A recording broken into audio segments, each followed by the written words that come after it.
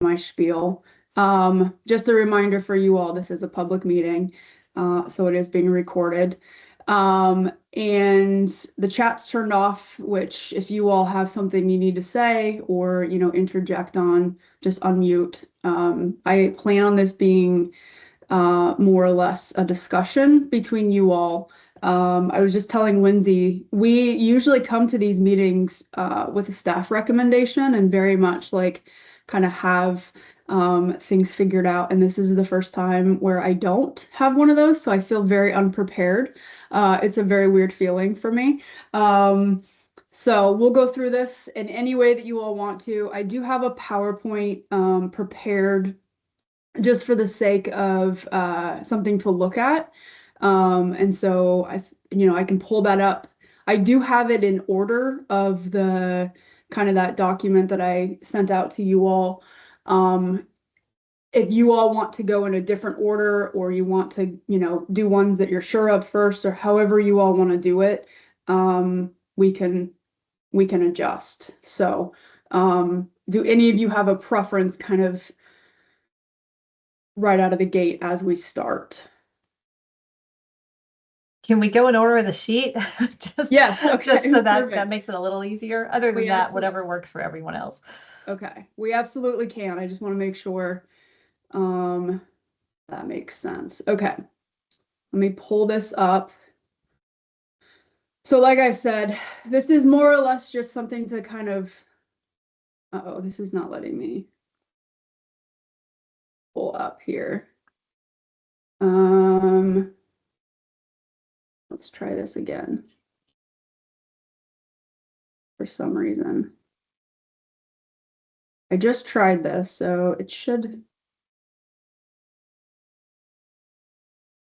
let me, hopefully.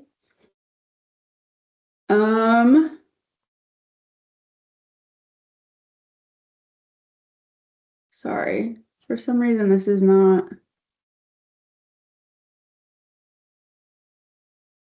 Can you see anything on your end? No, I'm assuming no. No, I just There we had poor network quality. Okay, so you can see that. Okay. Yes.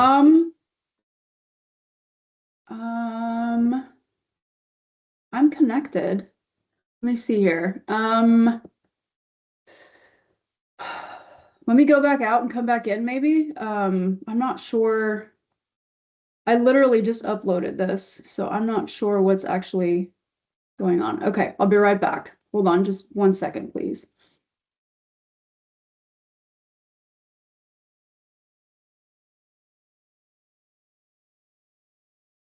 Commissioner Perosa, do you go by Chris or Christopher? Chris. Okay, cool. Yeah. Thanks.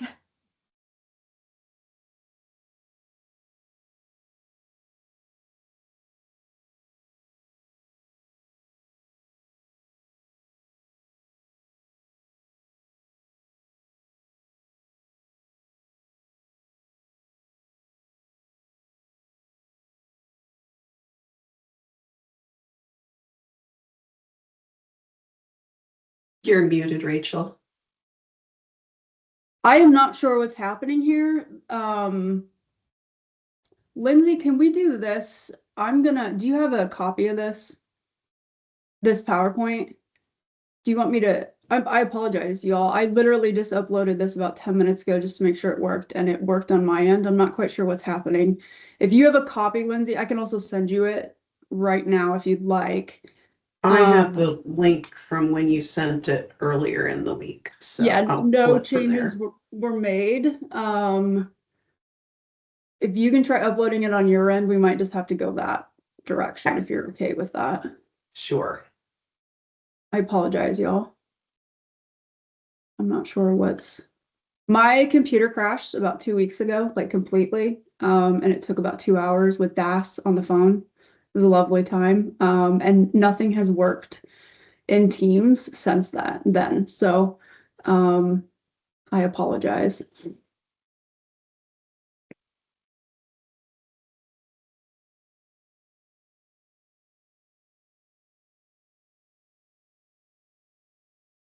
Do you know how to share it? Lindsay, are you okay with that? Yeah, I just have to download it on my side and then upload it here. Okay.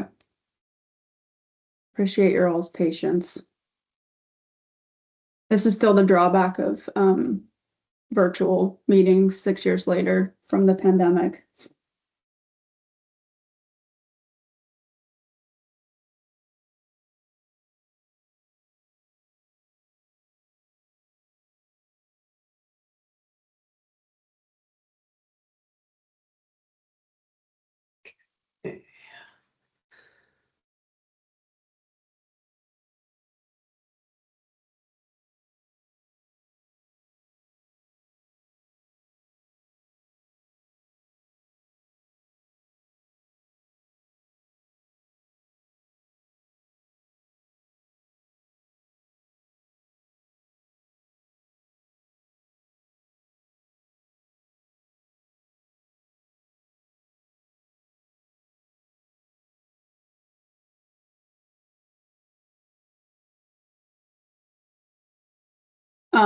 Lindsay, are you still gonna be able to capture the notes like you planned, even though you're sharing this?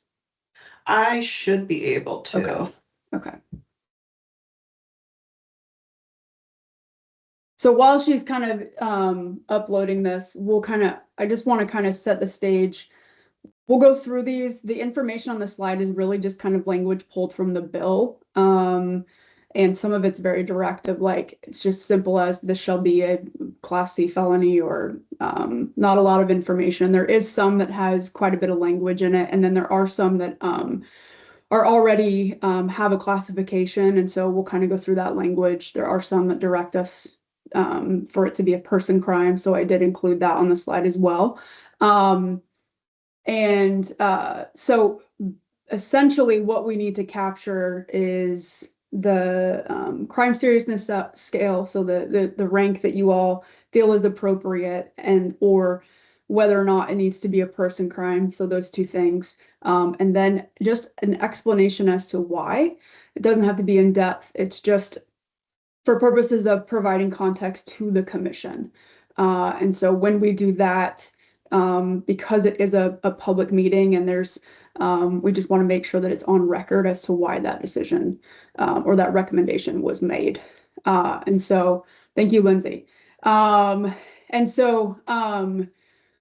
For this, then, if for some reason we don't capture something, we might just ask to get clarification on some language or something like that as we go through this. It's just really important that we get the correct notes down before we move on. So, okay, let's just jump right into it then with the first one. So, Lindsay, if you could just go to the next slide. So this is the first one on the list. I did include this one simply because it is unclassified. Just wanted to make sure this one didn't need to be categorized in any sort of way, or if it did or did not. This was the only one in this list that wasn't directly a felony or a misdemeanor, Class A. So that's why this one was included. Any thoughts or comments on this one? My take was we didn't need to do anything on this. No crime seriousness category or person crime would attach here. Okay. I Okay. agree with Chris. Okay. Me too. Perfect. That was easy. Okay, we'll move to the next one then. So this is the misdemeanor Class A. This one does in the bill refer to the subsection up above of that unclassified misdemeanor, and then does give a little bit more detail in terms of what they mean by possession of fentanyl. I had the same position as the last one here. Agreed. Okay, so no classification as a crime category or No, anything. Okay. or a person crime. It would not be. Okay. No. One thing that I do, the way that I understood this, I just want to make clear for the classification for the crime seriousness scale, with misdemeanors or with felonies, it's particularly with felonies, if the recommendation is to not classify it, can we just have a reason why specifically? I'm I don't happy to think- do that. Okay, Yeah, I'm happy to perfect. provide my logic on it is, my rationale for why not to do that is simply to mirror the possession of hydrocodone, methadone, oxycodone, heroin, ecstasy, and cocaine statutes, where those are all unclassified, as far as crime seriousness on the felony sentencing guideline scales, and they're also not person crimes. Perfect. Okay. That's exactly the detail that we need. That's great. So comparison to something very similar is perfect. So And Any that would other apply, oh, I would also say that that same rationale would apply for the first two that we covered. okay, perfect. Okay. That's great. Any other comments on this rationale for this one? Okay. Lindsay, when you're ready, you can go to the next slide. So this one is the felony class C, again, referring to the two previous that we just went over, in the bill, the two subsections. And then it elevates it to a class C felony if those two things are present.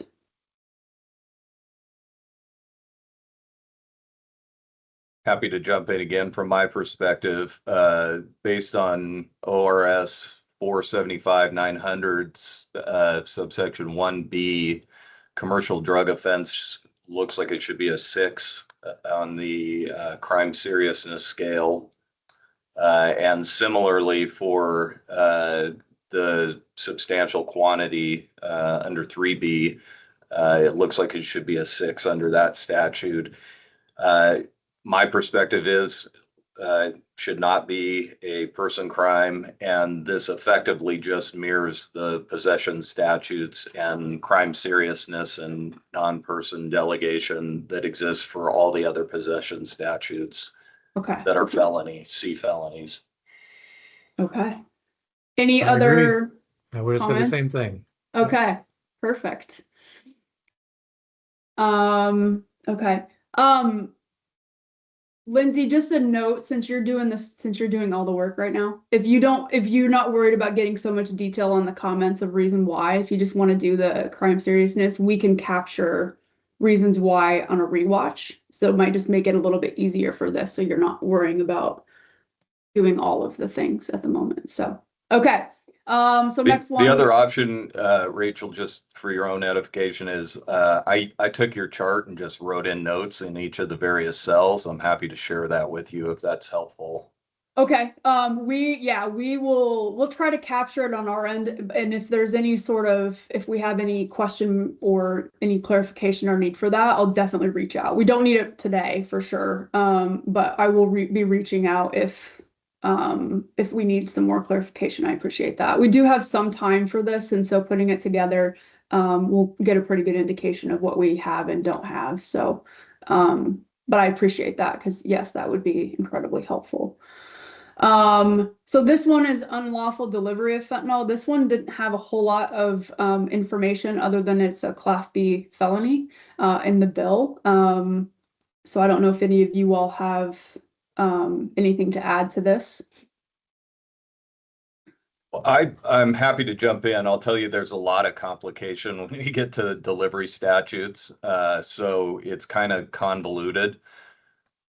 The standard unlawful delivery charge under ORS 475-900 sub 5 would make it a crime seriousness level 4 as the general rule.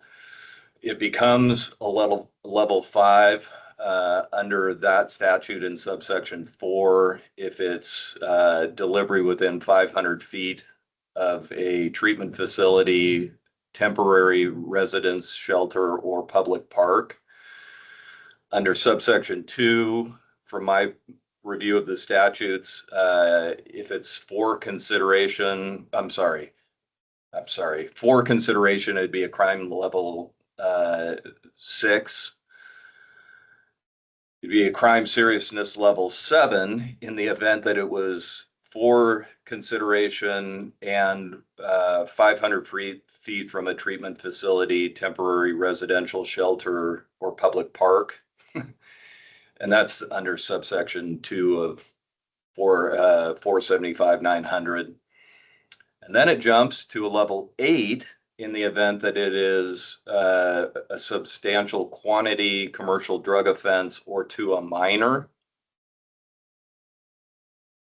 A level 9 if it's 50 grams or more under ORS 475-925 subsection 2D. Also level 9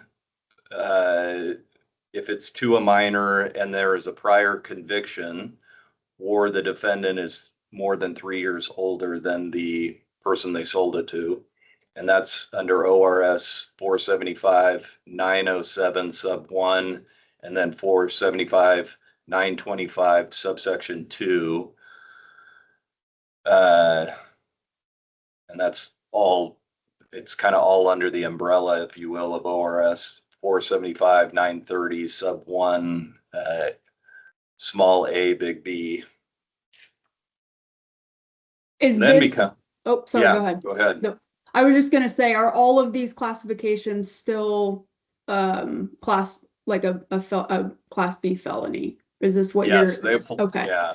They've, so Okay, the way the legislature designed these statutes is they ultimately created the statutes themselves prohibiting certain conduct. And then at the end of chapter 475, essentially, they then lay out certain crime seriousnesses for certain types of crimes. And they generally categorize it by unlawful delivery, unlawful manufacturer, etc. okay, So they, from my perspective, and Carl, I don't know if you see it differently, they apply to all of the statutes basically, or at least I believe it appropriate for them to mirror the deliveries for heroin, ecstasy, cocaine, methamphetamine, etc. Chris, I agree. I think it should just be treated the same as the other drug crimes. Yeah. okay. So if we, There is sorry, one go ahead. more category. There is a level 10 and it's for 100 grams or more. Okay. So in the kind of recommendation, then we can capture those crime seriousness scales based on those circumstances. Is that what you're Right. saying? So if these, so Right. unlawful delivery of fentanyl is this huge umbrella. It can be categorized according to what is present or behavior with that Exactly. delivery. Okay. The circumstances that exist, along with the delivery. Okay. So we can capture that. And those will all be kind of that, again, under the umbrella, still a class B felony, but scale it according to behavior or what's present or not present. Is Right. that okay? Yeah. Perfect. Okay. Lindsay, did you get some of that? I just want to make sure we kind of understand. We'll have to go back obviously and get language, but okay. So with that then, if you want to go to the next one, Lindsay, I'm assuming this is also the same, it's just a class A felony. Is it just this right here, delivery to a person under 18 years of age, makes it that, or is there another kind of walking up the scale?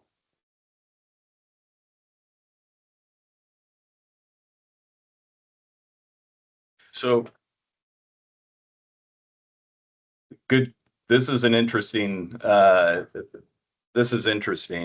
It looked to me like the legislature, because I still believe it to be, from my analysis and review of the statutes, it seems to me that it should remain a crime seriousness level 8 offense. Okay.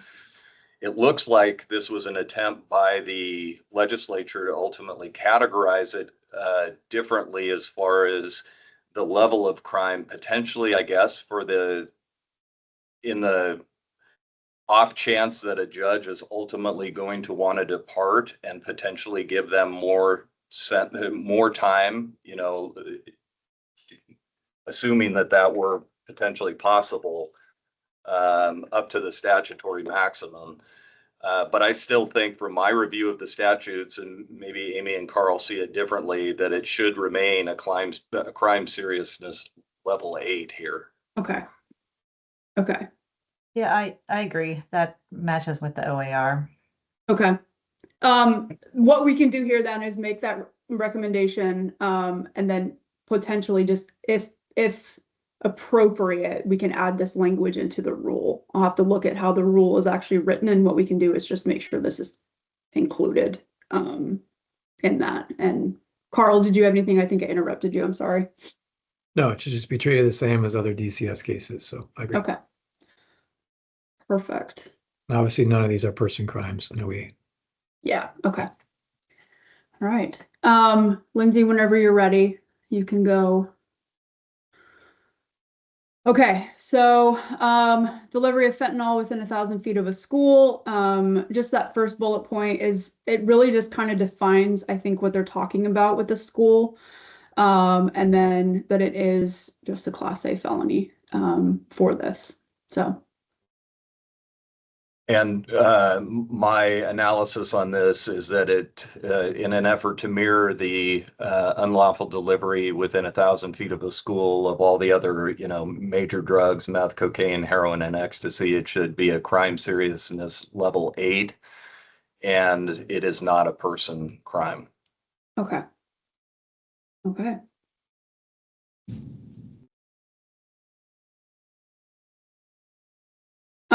Okay, the manufacture of fentanyl is a Class B felony.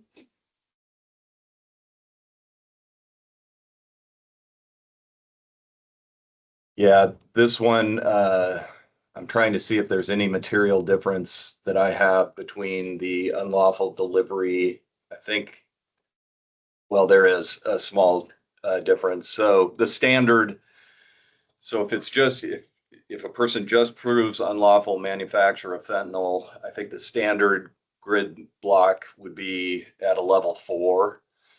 Then if for consideration under 475-900 sub 3, it would be a crime seriousness level 6. Yeah, if it's for consideration and 500 feet from a treatment facility, temporary residence, shelter, or public park, it would be a crime seriousness level 7 under 475-900 sub 2.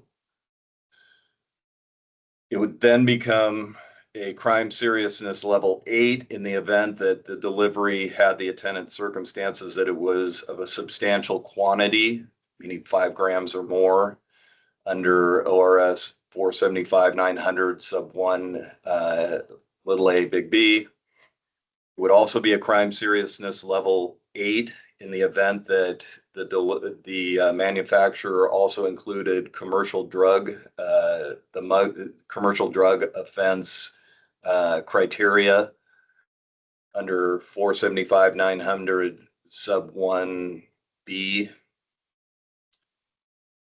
Crime seriousness level 9 in the event it is to a minor and there is a 3 years age gap. And my notes are, it looks like it's under ORS 475-907 sub 1. Or if it's 50 grams or more, there's 50 grams or more associated with the manufacture of fentanyl under ORS 475-930 sub 1 small a big B. And a crime seriousness level 10 if the unlawful manufacture of fentanyl was of 100 grams or more under ORS 475-900 sub 1 little a big A. It would, from my perspective, as with all these drug crimes, would not be a person crime. And this does, in fact, mirror the manufacturing statutes then of methamphetamine, cocaine, heroin, ecstasy, and all the other kind of big drugs. Okay. Any comments on that? Okay, Agree with Chris. It should be the same as the other MCS Yeah. charges. It's not a person. okay. This is, thank you for walking through that. It's really helpful in terms of us capturing that information. So appreciate you taking the time to walk through that rather than just saying it should be this and having us figure it out. Appreciate that. Okay. And again, just to be clear, this is again, just under that Class B felony across the board that, okay, very similar. Okay. And again, this is the manufacture of fentanyl within 1,000 feet of a school. Yeah, once again, I believe this should be a crime seriousness level 8, to mirror the delivery within 1,000 feet of a school of all the other statutes, methamphetamine, cocaine, heroin, etc., and not a person crime. Okay. Okay. All right. I think that's all from the SB 236. So we're kind of moving into some different bills here. This one again, pretty straightforward. Unlawful transport, manufacture, or transfer of a rapid fire activator is a Class B felony. Any comments on this one?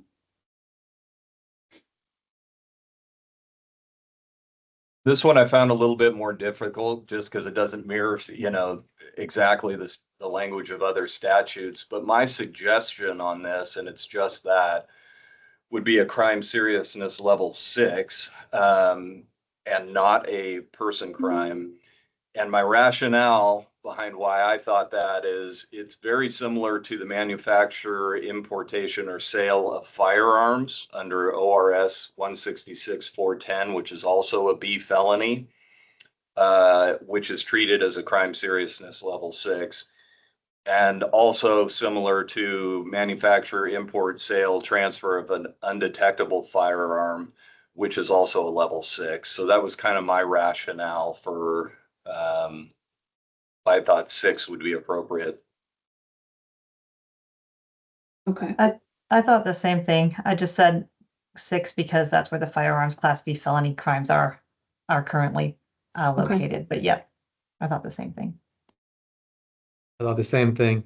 It's really the same as firearm manufacturing, transfer, import. They could have just added it to that statute, quite frankly. So it should be a 6, I agree, and not person. Perfect. Okay.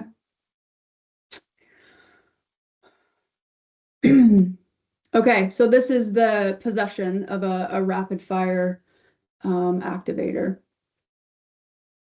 Yeah, my take on this was ultimately that it did not need to be categorized with the crime seriousness level and that it would not be a person crime.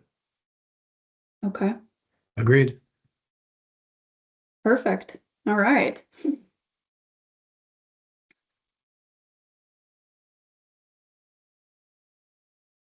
So we have the recommendation on that, but do we have the reasoning to go with? Oh, yeah, sorry. Thank you, Lindsay. Of course. My rationale would be that akin to other similar offenses, they were not designated as person crimes before, so I wouldn't see a need to designate this one in particular a person crime, particularly when the higher level crime, unlawful transportation, manufacture, and transfer of a rapid fire activator, I didn't think was appropriate for a person crime designation either. So the lesser crime to me of simply possessing it shouldn't be. And because it's a misdemeanor, it wouldn't be subject to the felony sentencing guidelines for sentencing. Okay.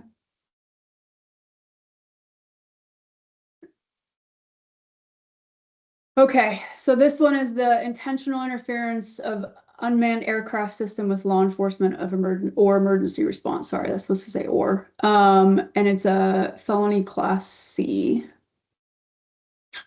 And this one, I provided some language. There is a current crime category 6 that is in there in rule. The language is below that is the same. It's under the categorization of a Class C felony, that crime category 6 that's already in there. So I believe we did that the last time we went through this. It was updated to include that category. So Yeah, and it looked like you'd appropriately done the hard work in crime seriousness designation for us, if you will, on that. I agree with the analysis that exists in there. I did, however, believe that this one probably should be a person crime. And my justification for that was it looked like what they are ultimately trying to do is something kind of akin to the best that I could find as far as a comparable analysis was really to unlawful use of a weapon, which seeks to address kind of manifestly dangerous or violent behavior. So this would be my first disagreement with Chris. I do not think this should be a person crime. It's an unmanned aircraft system. So I think just based on the definition of the crime itself, it should not be a person because a person is not put in danger for the intentional interference. And I'm sorry, did we talk about the crime levels as well? Because I think that it should be an 8 if the offender intentionally, knowingly, or recklessly operated an unmanned aircraft system in a manner that caused the system to function as a dangerous weapon, and a 6 if it was intentional, knowingly, or recklessly operates an unmanned aircraft system to fire a bullet or projectile. My logic is the same as Carl's. I didn't think it should be a person crime either for the same reason. Yeah. I do have, there is also a crime category 8. It is categorized. I do have another slide that it wasn't on the original document that I gave you, but I did create it because there was language that I noticed in the bill that I just wanted to pick up. And I think, Carl, you just touched on it. And so it's this. It does say felony class A. The way that it is categorized in rule is a class B felony. So I just wanted the language in the bill indicates that it's a class A felony with that new language. That's the first bullet point up there. And then it is currently categorized as an 8. So it's I kind of broke it up into 2, kind of along the lines of what you and Amy said, Carl.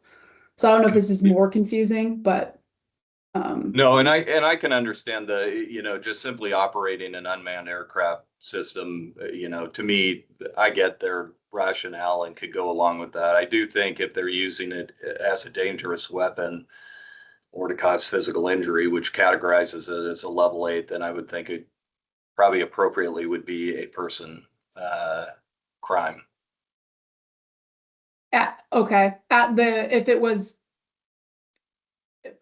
So the crime category 8 would then be with that language. What did you just say? The knowingly or recklessly operated? Is that the language that you want to capture as a person crime? Is that what you're? Okay. Specifically using it as a dangerous weapon. Dangerous weapon. Okay. And or caused physical injury to another, serious physical injury to another. Those portions, I think, would potentially elevate it consistent with other statutes to a person crime. Okay. So, sorry, Lindsay, if you could go back just so that we're clear, just to that other slide. So for this one, this language, I think there's agreement for a crime category 6 for this particular language already in there. We can add any sort of necessary language to the rule. And then if you go back to the other slide, Lindsay, this one in particular, crime category 8. And if that is present, the dangerous weapon in the operation caused physical injury to another, that would then elevate it to a person crime. Is that what you're saying, Chris? Yes. Okay. So a non-person for the level 6, person crime for the level 8. Okay. With that particular language. Anybody have a comment on that? That's logical to me. Okay. Same. Okay. Perfect. Okay. Lindsay, did you get that, or do you have the information you need to capture that? Perfect. Okay. Okay, this one, to be quite honest, was a little weird for me being in here, but there's three of them that I'm like, I don't, we'll go with it. This one is the violation of massage license or permit requirements with a prior conviction. That's the key element there, is a Class C felony. Yeah, I struggled with this one at some level, largely because, I mean, it was really comparing with some other statutes. To me, it could be a 3 and that it looks similar to the potential victimization consistent with impersonating police, judge, or justice of the peace, but it also could be a 1, being more similar to acting as an athletic agent, or engaging in a money transfer without a license. So I don't really know where to categorize this, if I'm being candid. Yeah, my thought would be in the crime series, it should be a 2 or less. I think it should be consistent with other permitting licensing related violations. You have unlawful production of ODOT ID, which is a crime serious level 2. You have transport of untaxed tobacco, which is a 1, or unlawful tobacco delivery sales, which is a 1. Do not think this is a person crime. Okay. It's not sex related. I know that there's Yeah. that implication that it is, but it's not. So it's really an administrative violation. It doesn't involve harm to a person. And so to that extent, it shouldn't be a person offense. And so I think it should be a 2 or a 1 on crime serious level. Okay. I had it as a 2. I wasn't sure either. I thought it aligned up with the other licensing violations or other licensing violation crimes, I guess. And I can easily be convinced to join them in that. Okay. Okay. So no person crime and then crime category 2. Is that just because it's very similar to other licensing? Okay, perfect. Okay.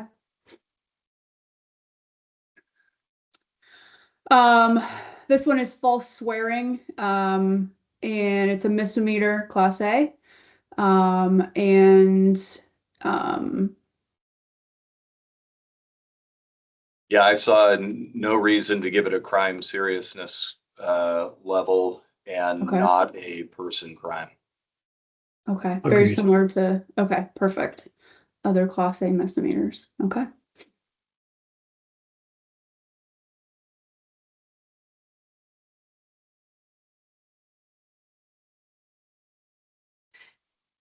And then what is the reasoning for the no classification and no person crime? False swearing, this is a modification of statute, is it not? It I'm trying is, to- yeah. I'm trying to, yeah, because false swearing wasn't a prior to it, and I don't think this added anything that ultimately should indicate it to be a person crime.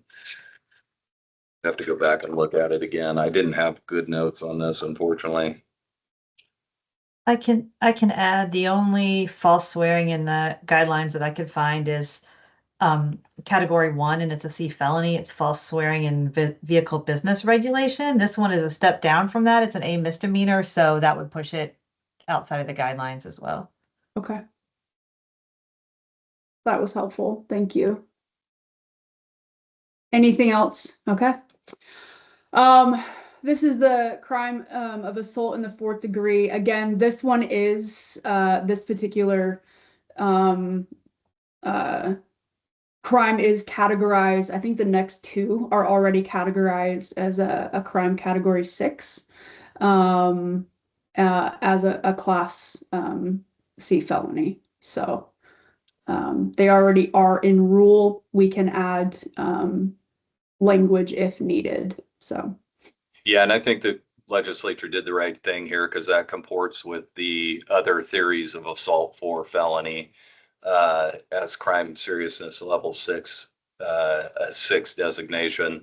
I think it should be a person crime to be consistent with the other theories of assault for felony that exist here. okay. Okay, See Amy nodding. Yeah, I agree Okay. as well. That's, should be a person crime, consistent with the other assault charges. perfect. And then, the next slide, I believe, is also, very similar, as well. It is already categorized, as a 6 in rule. And I had basically the exact same analysis on this one. Okay. Agreed. Also person crime for the same reasons, just, okay, perfect. Okay.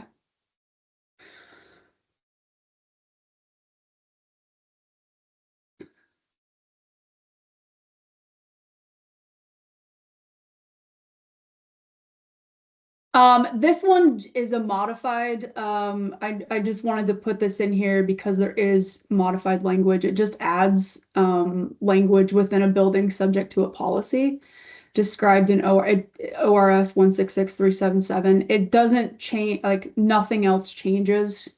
But I did want to add it just because there's additional language there, so. My take was it doesn't change anything with regard to it not being a person crime, and there's no need for a crime seriousness delegation. Okay, so just keep as is, basically, no changes Yep. needed, okay, because of Yep. that language, okay.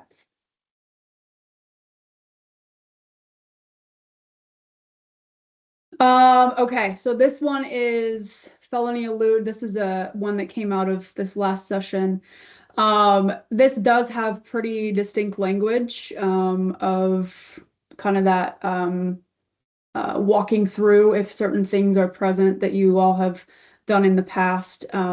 Just wanted to make sure, about a person crime, but then also if there's any sort of, other recommendations outside of what this says. No, it seemed pretty appropriate to me. I agree. I think it's ELUDE and not ALLUDE. Oh, yeah. No, thank you. Yep, No worries. you are, you are correct. Thank you for that.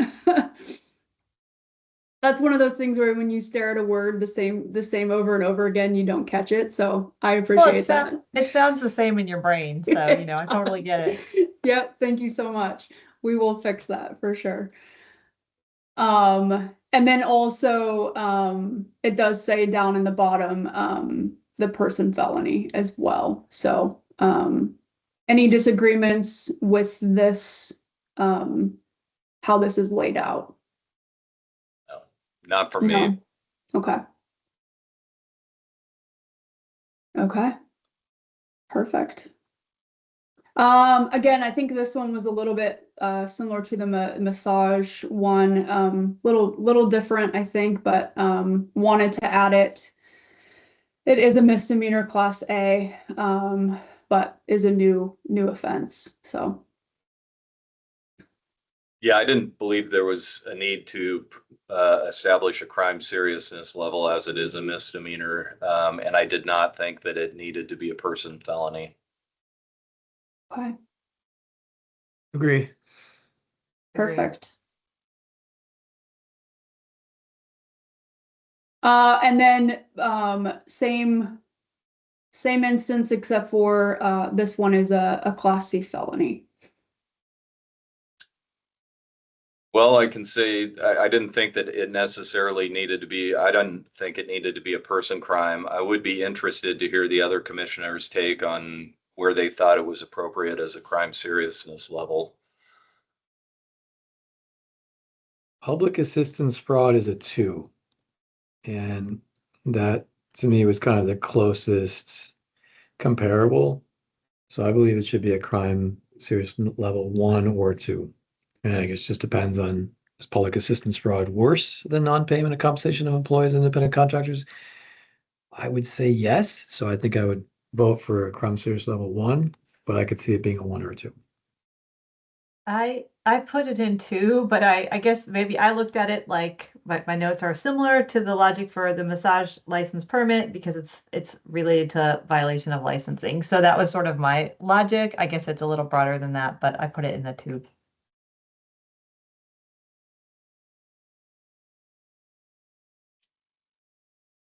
And I'm somewhat indifferent. The practical effect between a 1 and a 2 is basically nothing. So I could go either way. Same.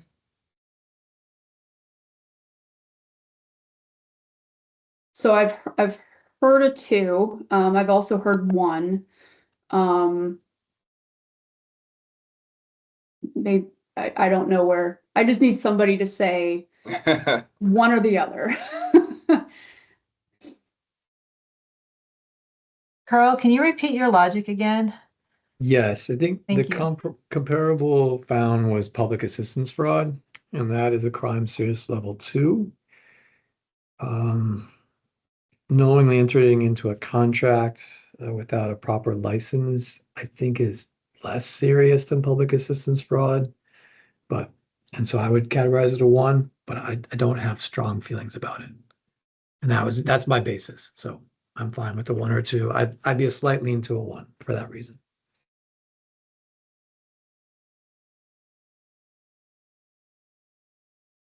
I don't know these guidelines as well as y'all do.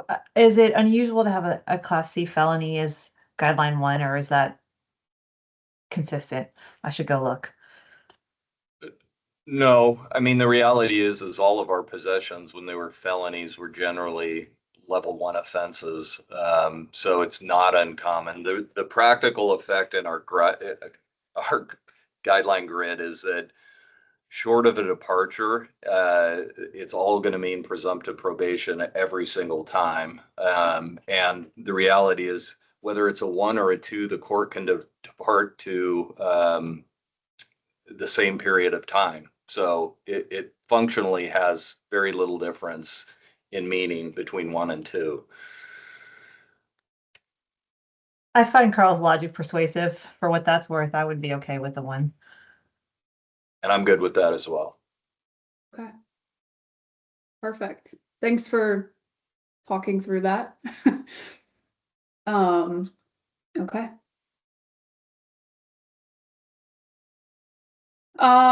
Okay, so this one is the initiating a false report that causes enhanced law enforcement deployment. This one does direct us to classify this as a person felony. It does not give any direction on the crime category.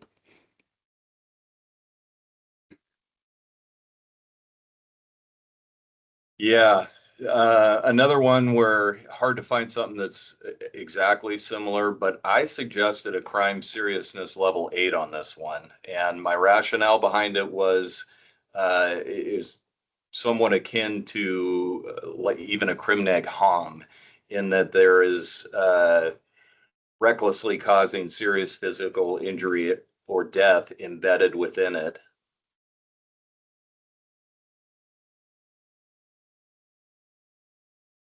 So I think this is our biggest disagreement of the very few that we've had. I would not go more than a 4 on this one. I think that there was some recognition with the legislature as well that this particular crime is going to disproportionately affect young people. And I have concerns about this going up to a level where, we're getting into almost presumptive prison sentences, if not presumptive prison sentences. I'm not certain how often this is going to come up. Be Okay, curious to hear from, yeah. I put it as a 6.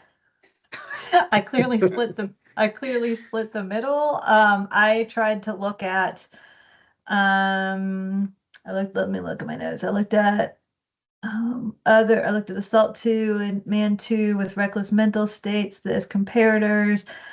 Then I looked at this is the action of initiating a false report, which would reduce in my mind would reduce the classification and the crime seriousness scale. So tried my best to compare to similar mental states and landed at a 6. I don't know if this is helpful, but Chris or Amy, do you have thoughts on maybe a scenario where you see this being charged? Like, what is the actual factual pattern that would involve this?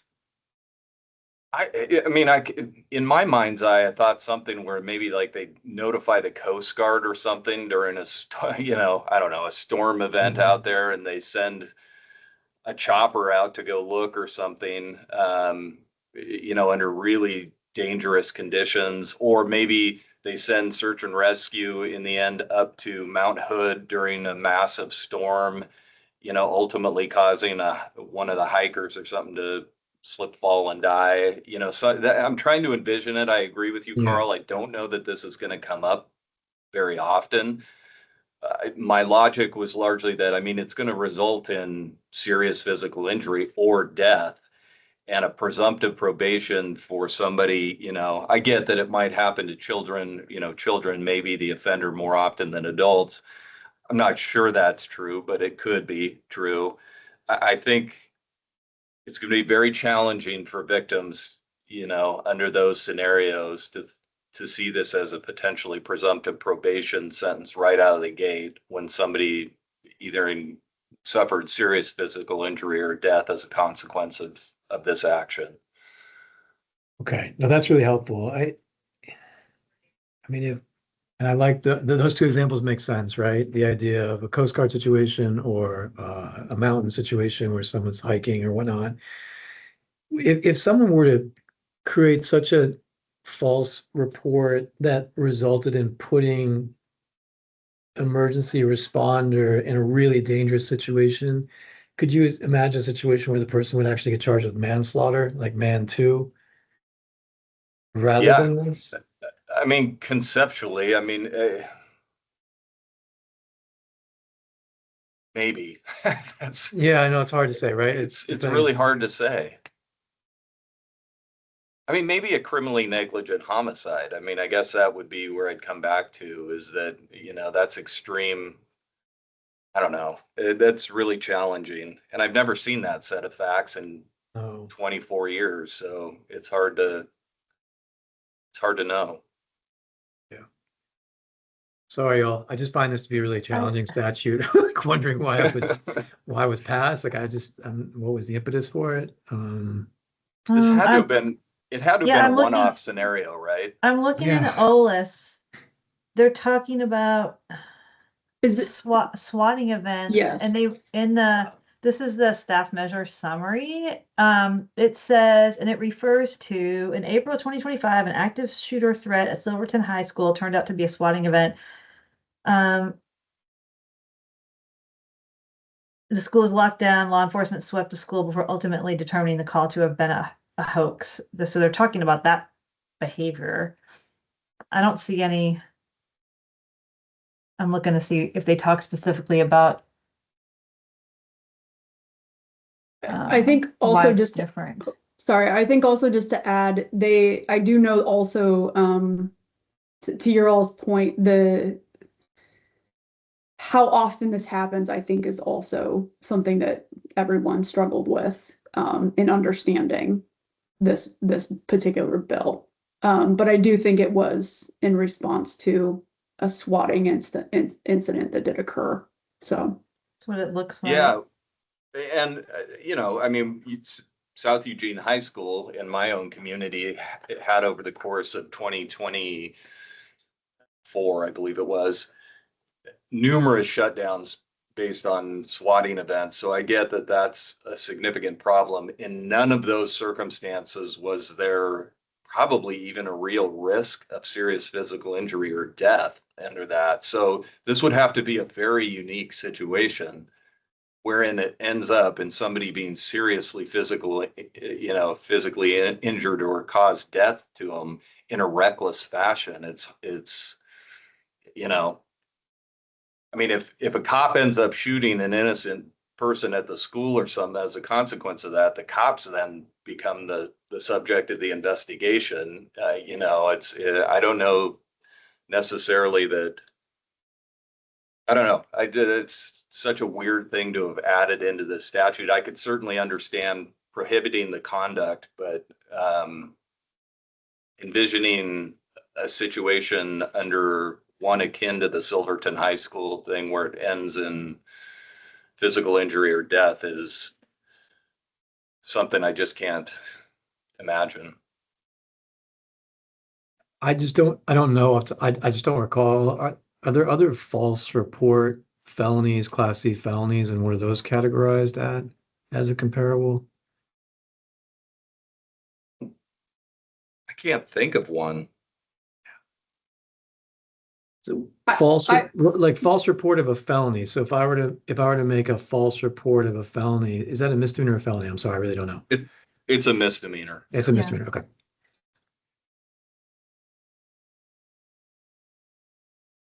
There's nothing else in OLIS besides a bunch of testimony, but I can't really find anything specific. There's just a chart explaining how this works from Rep. Edwards.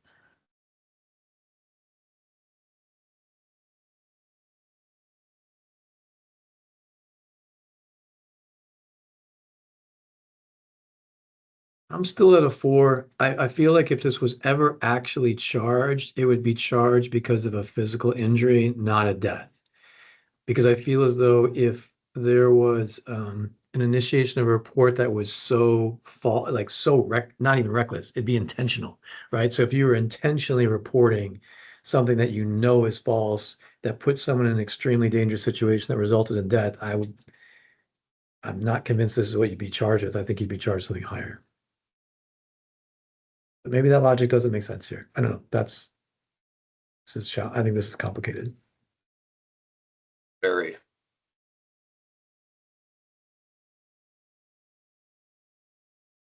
And my reading was kind of like a teenage prank, like a, younger person making a prank call or making a false report. And I wouldn't want to see that individual go to prison. So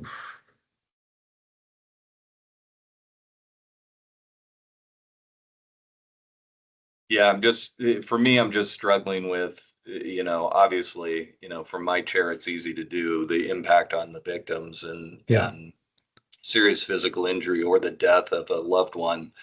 You're going to be very frustrated if the charge that comes out is a crime seriousness level 4. If I may make a recommendation, if you all want to split this, if a crime category 4 for this, if this is present, then it is this. If that makes sense. So like if it's enhanced law enforcement response and recklessly causes serious physical injury or death, you can then, with that, we can essentially use that language, that specific language for another crime category, if you'd like to split that. Does that make sense? If that's present, then it is this. If that's not present, then it can be this.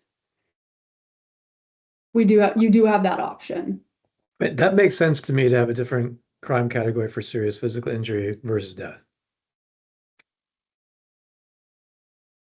Yeah, I could see that as well. Sure.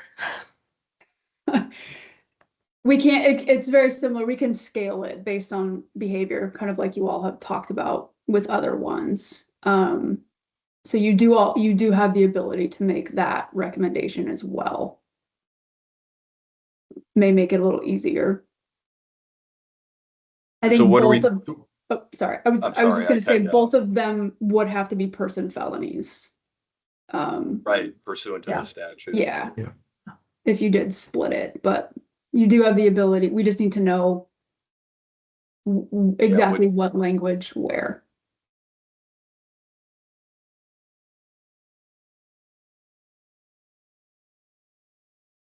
Yeah, I My recommendation, struggle. oh, sorry, Chris. Go ahead, Carl. I think my recommendation would be obvious is a 4 for physical injury, 6 for death, but Yeah, I just struggle with that. I'm struggling to Understand. think of another serious physical injury case in the statutes where it ended up being a 4 on the, because any of the statutes that are even remotely related to, say, assault, where we generally see serious physical injury, they're all 8s or better.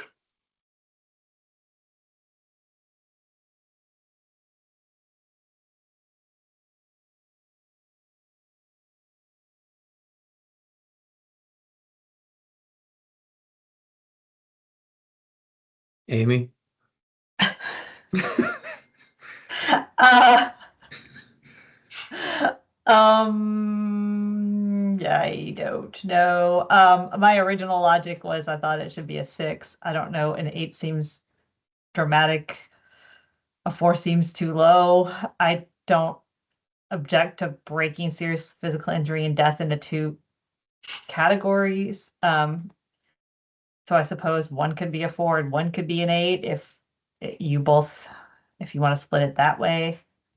I just don't know. Amy, what was Carl? your logic for a 6 again? If you could share that one more Oh time. yeah. I you tried have to it. find. Okay. I compared. Hold on a second. I looked at manslaughter 2 with a reckless mental state and assault 2. And then as a comparators, and I took a step back because it's not actually, it's the report piece. It's a step back from the actual offense, which in my mind would have bumped the seriousness scale down by 2 levels. And that's how I landed at a 6. Carl, can you think of another statute in law where serious physical injury is either a 4 or a 6? No. And very fair point. I really did. I do agree with Amy's logic, though. I think that's No, I there think is I think assault 3, right? Recklessly causes serious physical injury to another under circumstances manifesting extreme indifference to the value of human life. That's assault 3, which I believe is a 6, right? I believe that's correct. Yes. Oh, it could be an 8. You see the circumstance in which that's an 8. I do truly agree with Amy's logic, though, because in an assault or manslaughter, you've actually done the act, and in this situation, you did not. You intentionally made a false report that you should, but it's not as though your intent was for someone to get in serious physical injury or death. I do think it should be lower because you didn't do the act itself. No, but you're recklessly placing somebody Yeah. by words Yeah. of the statute into that position. Yes. Yeah. Yeah. So obviously the recklessness has to tie to the serious physical injury or death, which seems to.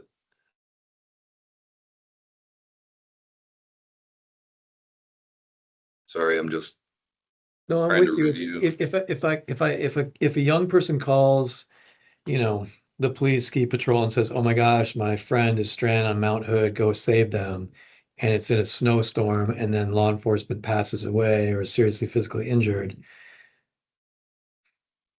that's reckless? I just don't think that constitutes a crime level 8. It's just not the same. It's not the same as manslaughter or an assault, where you're actively committing the offense. Because you're intentionally causing the deployment, but you're not intentionally causing the injury. So you're intentionally causing the deployment. I a agree, but reckless we have reckless, I mean, manslaughter in the second degree is recklessly causing the death of another. And so if you're recklessly engaged in a behavior that puts somebody at risk of serious physical injury or death, I mean, that's somewhat consistent. I just think Actually, I think if depending on the level of recklessness, I just think the person is getting charged with manslaughter. I don't think they're getting charged with Yeah. initiating a report. I agree with that. And so I think that's why, and that's why I but you have really a do. causation problem there, right? Did you cause the death? I mean, it would be, it's much more attenuated on causation, I think, than in this situation. And, given that manslaughter 2 is a level 9,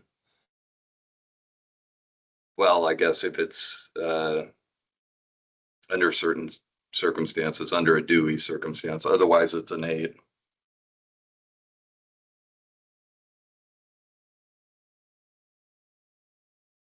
So Carl, and Amy, I believe your point is kind of that last, as a result of the enhanced law enforcement response. So that is kind of the intent that you all are getting at, is the false report caused that, which then could lead to, but it's a step down from like intentionally causing serious physical injury or death. That was my logic. Okay. I agree with Amy. Well, and we have the ability to, if Amy and Carl agree on that position, I mean, we can go 2-1 to the commission, right? We can. Mm-hmm. Yeah. So maybe we just present them that, and I can make my pitch and they can make their pitch for it, and we just let the commission decide where it appropriately lies. We talked Is- about, Oh, go ahead. I was going to say, we talked about splitting out physical injury from death. Chris, how would you think that death would be the 8 and serious physical injury would be the 6? Yeah, that would be, if we were going to split them out, I'd be there. So we can do both. We can say if we can do it however you all would like, but we can do the entire, all of the language included.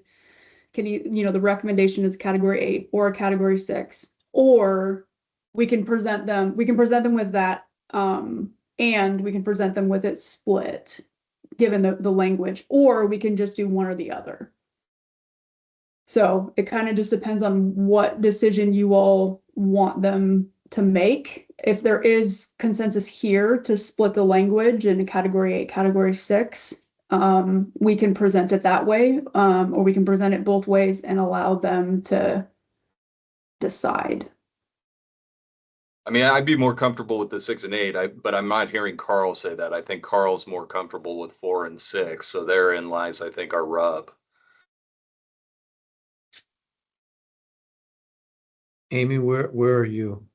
I think I land on the 4 and the 6 as well, but I'm totally fine taking back. I mean, it sounds like we're all in agreement. We'd be happy to split these across categories, and the commission can make the final call. I don't feel terribly strongly either way. I like the idea of splitting them for the reasons Carl said to begin with, which is like these may be pranks that end up in tragedies.